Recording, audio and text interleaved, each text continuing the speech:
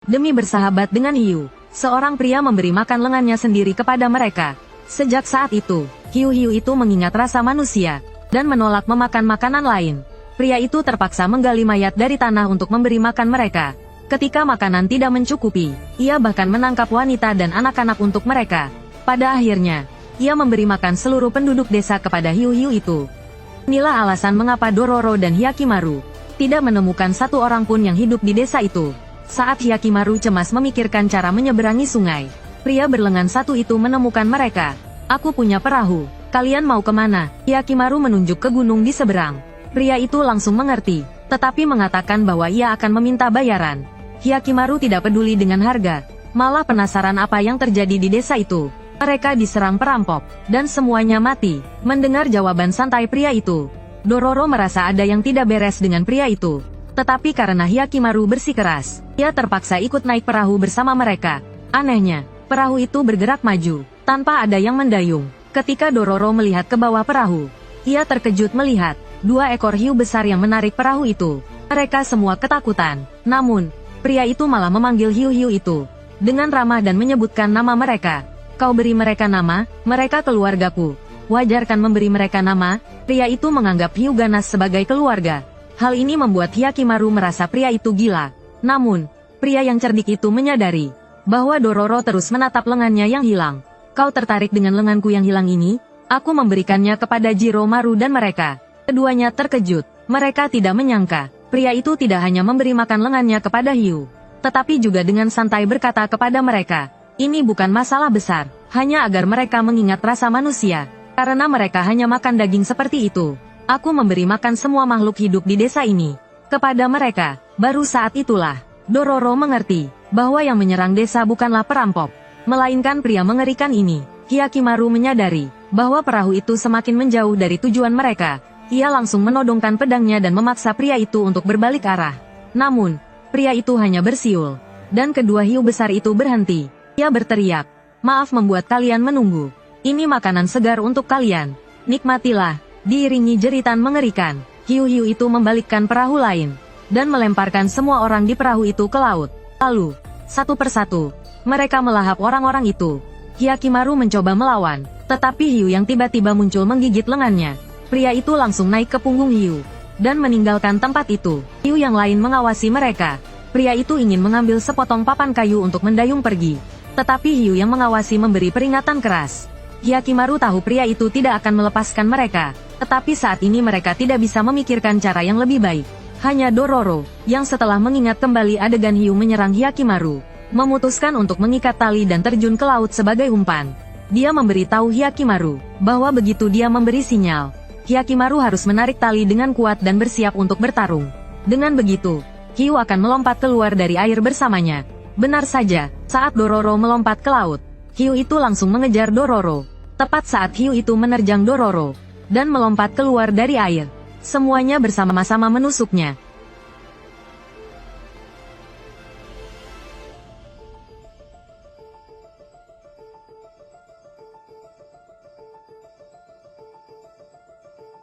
Berhasil, kita berhasil membunuhnya. Dengan bantuan Dororo, mereka akhirnya mengalahkan hiu ganas itu, dan melepaskan papan kapal untuk digunakan sebagai dayung.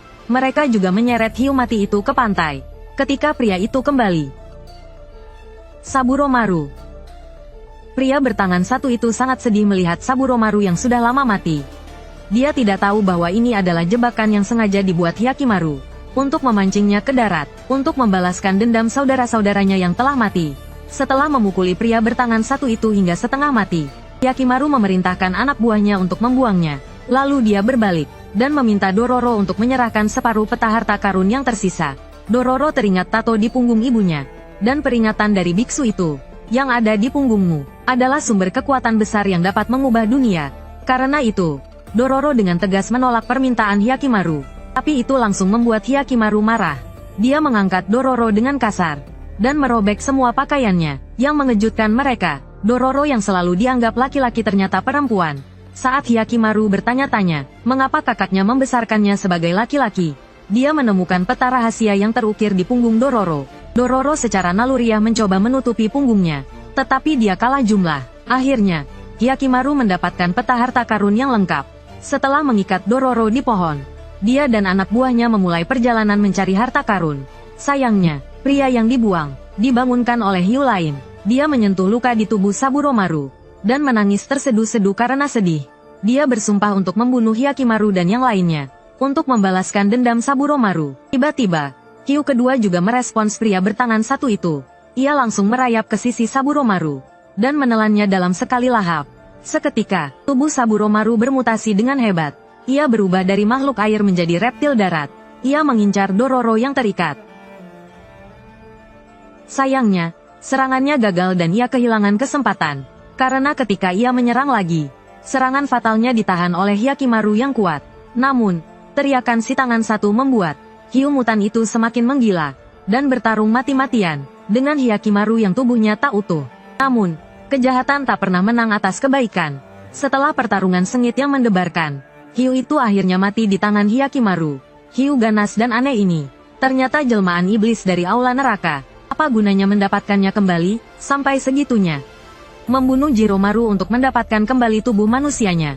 Pria itu tergiur oleh kecantikan wanita itu. Detik berikutnya, pedang besar di tangan patung Buddha mulai berputar, menyayat wajah pria itu dalam sekejap.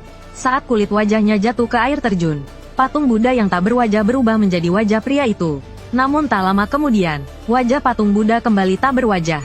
Wanita yang marah itu tahu bahwa wajah yang dipilihnya dengan cermat itu tidak cocok. Maka dia mendorong tubuh pria itu ke air terjun, dan bersumpah dalam hati bahwa dia harus menemukan wajah yang cocok untuk patung Buddha. Namun yang mengejutkannya, Dororo dan Hyakimaru, entah sejak kapan tinggal di rumahnya. Saat melihat Hyakimaru, wanita itu tahu bahwa wajah itulah yang dicarinya. Maka wanita itu berinisiatif memasak untuk mereka. Kebaikannya membuat Dororo menganggapnya seperti ibunya yang telah meninggal. Namun, setelah menyantap 2 mangkuk bubur, Hyakimaru dan Dororo segera tertidur. Ternyata, wanita itu telah mencampur obat bius ke dalam bubur, hanya untuk mendapatkan wajah Hyakimaru. Alasan Dororo menganggapnya sebagai ibunya adalah karena dia telah mendapatkan kekuatan iblis dari patung Buddha itu. Ternyata, wanita itu dulunya adalah seorang pemahat patung Buddha. Dia terkenal karena patung Buddha karyanya yang berwajah tenang. Namun, di era samurai, orang-orang mulai memuja Fudomiu yang berwajah garang, dan melupakan pemahat patung Buddha. Untuk mendapatkan kembali ketenarannya, pemahat itu mulai memahat Fudomiu di batu di air terjun. Pemahat itu bersumpah bahwa dia harus memahat Fudomiu yang belum pernah ada sebelumnya. Namun, bagaimanapun dia memahat, wajah yang dipahatnya tidak pernah sesuai keinginannya. Maka dia terus memahat dan menghancurkannya berulang kali, hingga dia meninggal tanpa pernah memahat wajah yang memuaskannya. Namun, tak lama setelah kematiannya, tiba-tiba muncul iblis yang merasuki Fudomiu. Untuk memenuhi keinginan terakhir pemahat, iblis itu menghidupkan kembali pemahat, dan memerintahkannya untuk membawa orang hidup ke gua, untuk mempersembahkan wajah mereka kepada Fudomiu. Melihat wajah Dororo yang polos, wanita itu akhirnya menyeret Hyakimaru. Tanpa diduga, Dororo tidak sepenuhnya pingsan, dan mengikutinya ke gua. Meskipun dipukuli wanita itu, dia tidak membiarkan wanita itu menyentuh sehelai rambut pun dari Hyakimaru. Untungnya, Hyakimaru tepat waktu terbangun, dan menghunus pedangnya ke arah wanita itu. Menghadapi Hyakimaru yang sangat kuat, wanita itu terpaksa melarikan diri kembali ke patung Buddha. Patung Buddha itu hanya meniupkan napas, dan memaksa Hyakimaru ke tepi jurang. Melihat kekuatan Hyakimaru yang hebat, wanita itu langsung berubah menjadi wujud ibu Hyakimaru, berharap untuk membingungkan Hyakimaru. Namun, Hyakimaru yang telah ditinggalkan sejak kecil, tidak tahu seperti apa rupa dan suara ibunya. Tak berdaya, wanita itu memanfaatkan kelengahan Hyakimaru, dan mengikatnya erat dengan tali. Dororo yang tak berdaya hanya bisa memeluk wanita itu, dan memanggilnya ibu. Setelah susah payah menyadarkan wanita itu dari sihir iblis, pisau tajam yang berputar dari patung Buddha tiba-tiba menebas wanita itu. Hyakimaru memanfaatkan kesempatan itu untuk melompat ke bilah pisau, dan menghancurkan wajah patung Buddha. Wanita yang sekarat itu akhirnya menemukan wajah Buddha yang ia cari. Senyummu seperti Buddha.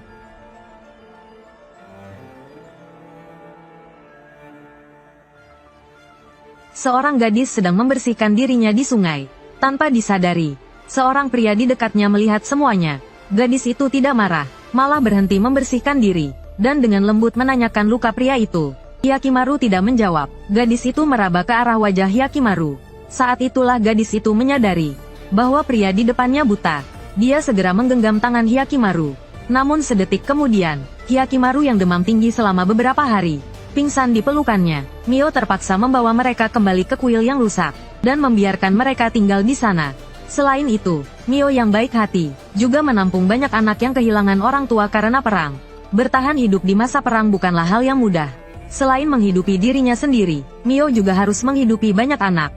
Jadi, setiap sore hari, dia pergi ke perkemahan untuk bekerja. Sepanjang jalan, dia menyenandungkan lagu-lagu indah, dan berjalan ke tengah hutan.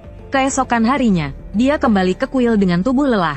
Ketika dia memberikan obat penurun panas kepada Hyakimaru, dia menyadari Hyakimaru terus menatapnya. Mio merasa malu, tetapi juga bingung dengan Hyakimaru, yang tampak seperti bisa melihat sesuatu. Dororo yang datang memberitahu Mio bahwa mata Hyakimaru bisa melihat warna jiwa setiap benda. Hal ini membuat Mio cemas. Dia takut jiwanya terlihat kotor di mata Hyakimaru. Tanpa diduga, Hyakimaru meletakkan jarinya di bibir Mio dan menggumamkan sesuatu. Dororo yang mengerti segera memberitahu Mio bahwa Hyakimaru ingin mendengarnya bernyanyi. Mengetahui suaranya dapat menyembuhkan pendengaran Hyakimaru. Mio segera menyenandungkan lagu terindah di dunia untuk mereka. Saat keduanya terhanyut dalam lagu, biksu yang memeriksa keadaan geografis telah kembali, dan dia membawa kabar baik dan buruk. Kabar buruknya adalah perang akan pecah di sini, dan kabar baiknya adalah dia menemukan tempat perlindungan dari perang. Sayangnya, tanah itu telah diduduki oleh roh jahat, dan roh jahat itu bukan monster biasa. Jika tidak dihancurkan dalam satu serangan, akan sangat merepotkan. Mendengar ada roh jahat di tempat itu, Hyakimaru yang keras kepala mengabaikan rasa sakitnya, segera pergi untuk menghancurkan iblis itu. Melihat Dororo tidak bisa menghentikannya, biksu itu pun terpaksa mengikuti Hyakimaru pergi bersama. Melihat kepergian Hyakimaru, Mio diam-diam bersumpah dia harus bekerja keras untuk mempersiapkan rumah baru mereka. Maka dia memutuskan mulai malam ini dia akan pergi ke kedua kubu. Dororo tahu bahwa kubu musuh kebanyakan berandalan, jadi dia memutuskan untuk diam-diam melindungi Mio. Tapi Dororo tidak pernah menyangka pekerjaan Mio yang mondar-mandir di antara kamp militer setiap hari adalah menjual tubuhnya. Adegan di depannya membuat Dororo tercengang. Lalu dia buru-buru melarikan diri dari sana. Sementara Mio, sampai pagi hari, baru kembali ke kuil dengan gemetar sambil membawa hasil kerjanya. Namun, luka-lukanya menarik perhatian anak-anak. Karena sulit dijelaskan, Mio akhirnya berbohong dengan alasan terjatuh. Setelah mengetahui kaki Hyakimaru digigit iblis, meskipun tubuhnya lelah, dia tetap dengan penuh perhatian menyeka tubuh Hyakimaru. Tetapi ketika dia menggulung lengan bajunya, memar besar terlihat oleh Dororo. Menyadari reaksi Dororo, Mio segera menurunkan lengan bajunya dan melanjutkan pekerjaannya. Namun, hati Dororo terus gelisah. Dia bertanya pada Otake, apakah dia pernah melihat pekerjaan Mio?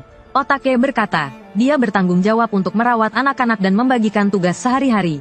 Sedangkan Mio bertanggung jawab untuk mencari nafkah bagi semua orang. Tanpa penghasilannya, mereka semua pasti sudah mati kelaparan. Dororo mengerti arti pekerjaan Mio. Saat bertemu Mio, Dororo sudah bisa menghadapinya dengan tenang. Tapi Mio tahu betul, Dororo sudah tahu pekerjaannya. Meskipun begitu, Mio tidak merasa malu dengan pekerjaannya. Yang membuatnya tertarik adalah, anak seusia Dororo sudah mengerti arti pekerjaan itu. Dororo memberitahu Mio, dia dan ibunya telah melihat banyak hal saat mengemis. Meskipun hampir mati kelaparan, ibunya tidak memilih pekerjaan seperti itu. Meskipun ibunya hebat, dia akhirnya mati kelaparan. Dia berpikir Mio yang bertahan di masa perang juga hebat, dan menyemangati Mio, dan menyemangatinya, merebut kembali sawah dan padi yang hilang. Merebut kembali semuanya. Mio senang karena Dororo mengerti dan mendukungnya. Dia sangat gembira. Namun, hari itu, dalam perjalanan ke tempat kerja di perkemahan, Mio mendengar suara aneh, mengira itu hewan. Mio tidak menghiraukannya. Dia sama sekali tidak menyadari bahwa dirinya sedang diawasi musuh yang bersembunyi.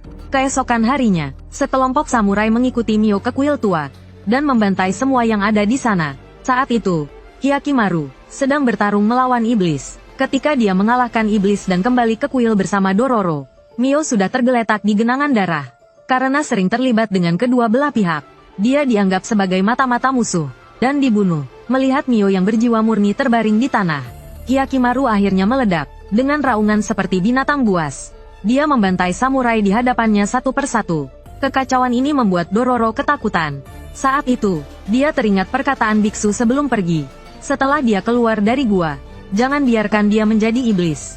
Tetapi Hyakimaru sudah kalap. Bagaimanapun Dororo mencoba menghentikannya, Hyakimaru tidak mendengarkan, hingga Dororo menunjukkan biji padi yang selalu dibawa Mio. Hyakimaru akhirnya tenang, melihat Mio yang sudah tak bernyawa. Hyakimaru memeluknya erat. Kosong. Tidak pernah melihat pria yang begitu pandai mencari alasan. Saat bertemu monster yang tak bisa dikalahkan, dia meninggalkan ibunya yang tua renta dan melarikan diri. Namun, saat kembali ke desa, dia menemukan potongan tangan, menggantung di pantatnya. Pria itu langsung hancur. Ternyata saat melarikan diri, yang dia tebas bukanlah monster, melainkan ibunya sendiri. Dia ketakutan dan bersembunyi di rumah, tak berani keluar. Karena kejadian ini, dia menjadi bahan tertawaan. Mereka bilang dia berlaga seperti samurai, tapi malah meninggalkan ibunya saat genting. Hingga suatu hari, beberapa pria kekar di desa menemuinya, dan mengajaknya membasmi monster. Sayangnya, mereka tidak menyadari perbedaan kekuatan antara monster dan manusia. Dalam beberapa detik, mereka dibantai monster. Jeritan ketakutan dan minta tolong mereka, membuat pria itu menyadari sesuatu. Apa, bukankah kita semua sama saja? Sejak saat itu, pria itu menjadi sangat jahat. Untuk membuktikan dirinya benar, dia bergabung dengan iblis. Dia memancing penduduk desa dan pelancong untuk dimakan iblis. Hingga suatu hari, dia bertemu Hyakimaru dan Dororo. Ia mengira semuanya akan berjalan seperti biasa, menggunakan kebohongannya tentang balas dendam untuk ibunya, untuk menipu kedua orang itu agar dimakan monster. Namun, Hyakimaru bukanlah samurai biasa. Meskipun seluruh tubuhnya adalah anggota tubuh palsu, keahliannya sangat hebat. Melihat monster itu tidak bisa menang, pria itu mulai menyerang dari belakang. Dororo bingung, mengapa pria itu bersekongkol dengan monster yang membunuh ibunya. Namun, pria itu berkata bahkan jika dia membunuh monster itu, ibunya tidak akan kembali. Daripada begitu, lebih baik menjadi predator, dan mempersembahkan orang-orang yang lewat kepada monster itu. Dengan begitu, jeritan putus asa mereka meminta tolong, akan mengisi kekosongan di hatinya. Namun, saat itu, monster yang tidak sabar menunggu, menyerang, tanpa diduga. Serangannya menghancurkan tanah, menyebabkan Hyakimaru dan Dororo jatuh dari tebing. Mereka pikir keduanya pasti sudah mati. Tetapi Hyakimaru tidak hanya menemukannya lagi, tetapi juga dengan mudah melukai monster itu. Penampilan gagah berani ini, membawa pria itu kembali ke masa lalunya.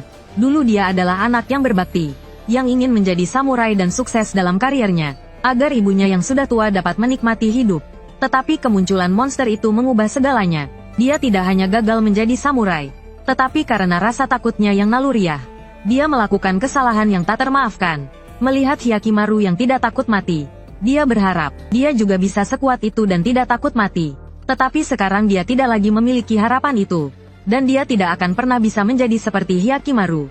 Aku selalu ingin menjadi sepertimu. Aku tidak bisa lagi. Monster tambal sulam itu kini memiliki bagian tubuh pria itu. Namun meskipun begitu, ia masih belum bisa melawan serangan Hyakimaru. Saat Dororo tiba, tubuh monster itu sudah dihancurkan berkeping-keping oleh Hyakimaru. Barulah saat itu pria itu akhirnya mengerti bahwa Hyakimaru yang sangat kuat bukanlah manusia. Begitu ya? Bukan manusia.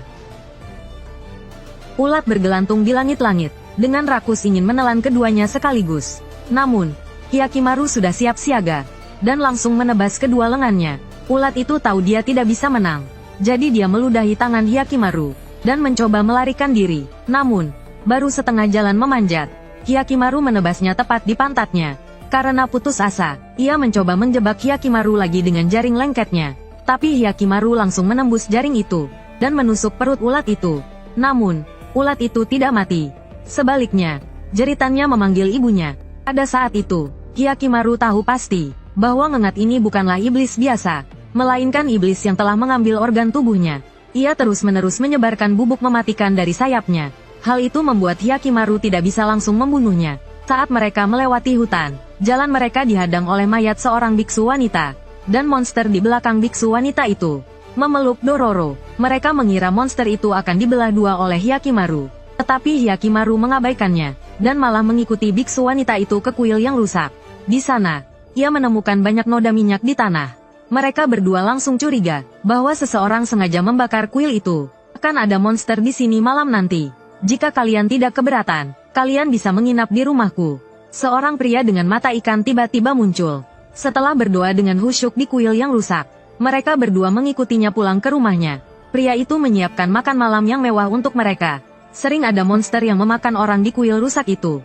Bagaimana bisa? Pria bermata ikan itu tertegun sejenak. Namun, ia tetap menjawab Dororo. Ternyata, kuil yang rusak itu dulunya adalah sebuah wihara. Kepala wihara merawat banyak anak yatim piatu, dan memperlakukan mereka seperti budak. Jika ada anak yang tidak patuh, ia akan langsung menjualnya. Mungkin karena hati nurani kepala wihara yang buruk, ia mendapat azab. Petir menyambar bagian tengah wihara, dan menyebabkan kebakaran besar. Kepala wihara dan anak-anak semuanya terbakar habis. Namun, kepala wihara yang jahat itu tidak bisa mencapai nirwana. Setiap malam, ia akan memakan para pelancong yang lewat.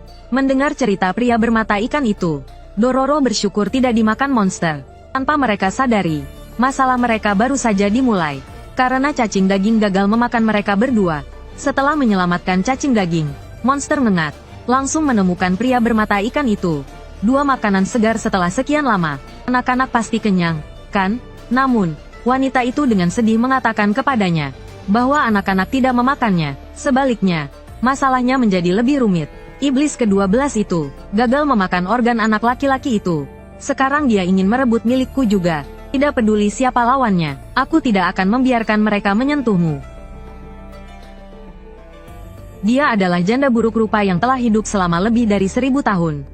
Karena sangat lapar, dia hendak menghisap energi pria itu. Ketika Hyakimaru yang sedang lewat melihatnya, lalu, ia menghunus pedangnya, dan langsung menebas jaring laba-laba itu. Ia berhasil menyelamatkan pria berminyak itu.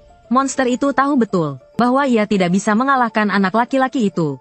Saat hendak melarikan diri, kaki labanya yang panjang langsung ditebas oleh anak laki-laki itu. Setelah terjatuh ke tanah, ia dengan cepat menyemburkan jaring laba-laba yang tebal dari ekornya, dan membungkus Hyakimaru di pohon. Lalu, ia melarikan diri. Namun, pertarungan ini membuatnya kehilangan banyak energi. Ia perlu menghisap energi lebih banyak pria, agar bisa cepat pulih. Sayangnya, karena kemunculannya, hal ini menarik perhatian Dororo dan Hyakimaru. Mereka bahkan berjaga di pintu masuk desa sepanjang malam, menunggu kemunculan monster laba-laba itu. Tindakan mereka inilah yang membuatnya menderita. Ia terpaksa menggunakan jaringnya untuk membalut tubuhnya yang terluka. Hingga keesokan harinya, ia dibangunkan oleh seorang pria yang lewat. Pria itu melihatnya sangat lemah, jadi ia memutuskan untuk membawanya pulang. Namun, wanita itu hanya memikirkan cara menyerap energi pria itu. Pria itu menyalakan api untuknya dan memasak nasi. Namun, ketika ia ingin tahu nama wanita itu, ia baru tahu bahwa wanita itu tidak punya nama. Maka, pria baik hati itu memberinya nama Ohagi. Wanita itu tidak tertarik dengan hal-hal sepele ini. Namun, ketika pria itu memberinya nasi, ia yang belum pernah makan makanan manusia tampak jijik. Tetapi ketika ia benar-benar mencobanya, ia menyadari betapa lezatnya nasi itu. Saat ia makan dengan lahap, ia bertanya-tanya mengapa pria itu tidak makan. Pria itu mengatakan bahwa ia sudah makan. Namun sedetik kemudian, suara apa itu? Pria itu merasa malu, jadi ia mencari alasan untuk pergi. Wanita itu tidak tahu bahwa pria itu telah meninggalkan sisa nasi untuknya. Jangan sentuh nasiku. Pria itu pergi ke tambang batu dan bekerja keras mengangkut batu-batu besar. Namun saat itu, terjadi bencana tambang yang besar. Banyak pekerja tertimbun batu besar. Jeritan terdengar di mana-mana. Meskipun pria itu merasa iba, ia tidak bisa berbuat apa-apa. Jorogumo yang berada di rumah hanya memikirkan cara menyerap energi pria itu, agar ia bisa segera pergi dari sana. Saat itu, pria itu pulang kerja dan melihat Ohagi tampak sakit. Namun sedetik kemudian, ia menangkap kecoa di mangkuk dengan tangannya, dan melepaskannya melalui jendela. Karena di mata pria itu, semua makhluk hidup memiliki hak untuk hidup. Kata-kata ini, membuat wanita itu benar-benar mengubah pandangannya terhadap pria itu. Namun di tengah malam, perut wanita itu tiba-tiba terasa sangat lapar. Ia ingin menyerap energi pria itu. Tetapi perut pria itu juga keroncongan.